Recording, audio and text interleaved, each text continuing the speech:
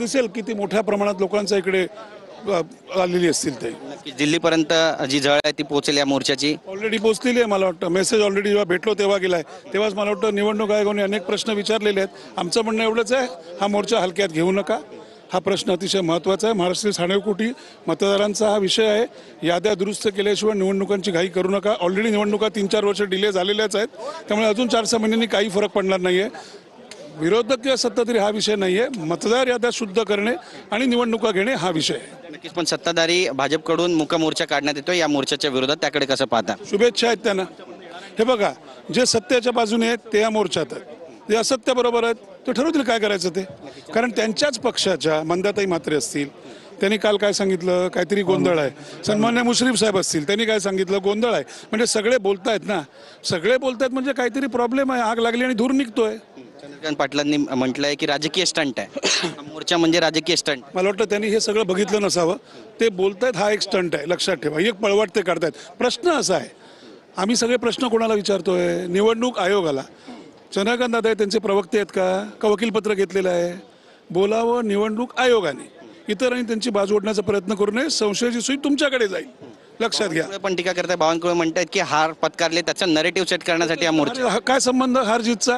म्हणजे तुम्हाला बघा, घोळ आहे का नाही आहे हे सगळ्या माध्यमातून दिसतंय.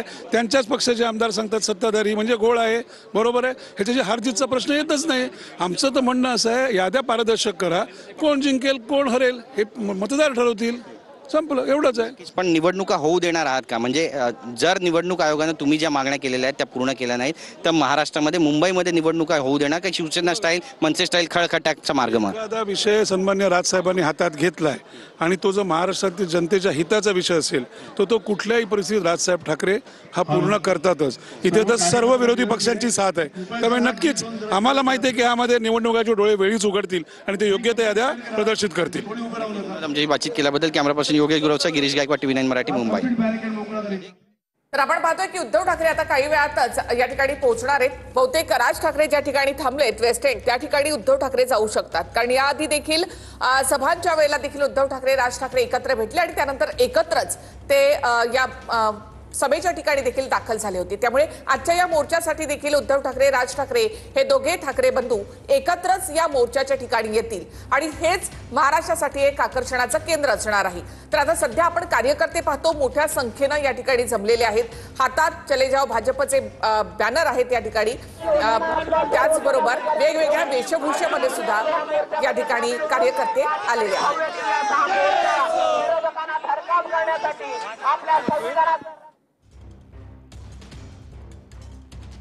तर काही वेळातच आता या मोर्चाला सुरुवात होणार आहे आणि उद्धव ठाकरे आता काही वेळातच या ठिकाणी पोहोचतायत. राज ठाकरे ज्या ठिकाणी थांबलेत वेस्ट एंड, त्या ठिकाणी बहुतेक उद्धव ठाकरे जातील.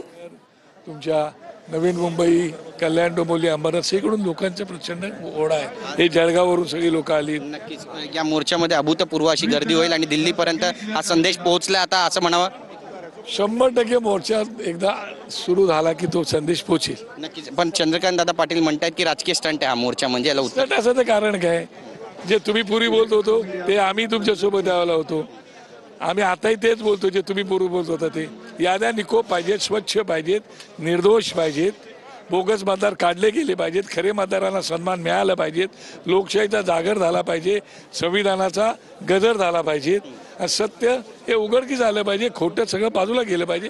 एवढ्यासाठीचा मोर्चा आहे हा. निवडणूक आयोगाबद्दलची जी भूमिका आहे ती तुम्ही मांडताय, पण भाजपचे नेते ज्या पद्धतीने टीका टिप्पणी करताय आहे ना, माझं तेच म्हणणं आहे की अरे आम्ही निवडणूक आयोगाला प्रश्न विचारतोय, तुम्ही तेच प्रश्न विचारत होते, तुमच्याही मनात तेच प्रश्न आहेत. तुम्हाला हे नको आहे का? तुम्ही खोट्याची बाजू घेताय का? खऱ्या मतदाराची बाजू घेत नाही आहात का? चंद्रशेखर बावनकुळे म्हणतायत की कुठेतरी तुम्ही हार पत्कारले आणि फेक नरेटिव्ह साठी हा मोर्चा काढला. आता चंद्रशेखर बावनकुळे काय बोलताय त्याशी मला दिसतं की लोकांच्या मनात काय प्रश्न आहेत आणि ते प्रश्न घेऊन आम्ही उठलेलो आहोत, उत्तर दिलो आहोत आणि ते लोकांच्या प्रश्नासाठी आमची लढाई आहे. आज निघतोय आणि त्याच्या विरोधात भाजपकडून पण मुक मोर्चा काढला जातो. या मोर्चाच्या माझं म्हणणं आहे की त्यांना विनंती आहे की तुम्हाला निकोप याद्या नको आहेत का? निर्दोष याद्या नको आहेत का? जर तुम्हाला देत पाहिजे असेल, बोगस मतदार काढायला पाहिजेत. तुमचेच आमदार बोलतायत, असं पण नाही, तुमचीच लोक बोलतायत काय? आता तुमची लोक बोलतायत, त्यांचं तरी ऐका. त्याच्यामुळे त्यांनी त्यांचं पण ऐकलं पाहिजे. शेवटचा प्रश्न आहे, आज दोन्ही ठाकरे बंधू एकाच व्यासपीठावर पुन्हा एकदा पाहायला मिळणार आहे. मुंबईकर ह्या सगळ्यांना ऐकणार आहे, दोन्ही भावंडांना ऐकणार आहे आणि ताकद आणि एक प्रकारचं शक्ती प्रदर्शन शिवसेना मनसेकडून असं म्हणा. शक्ती प्रदर्शनाचा विषय नाहीयेत.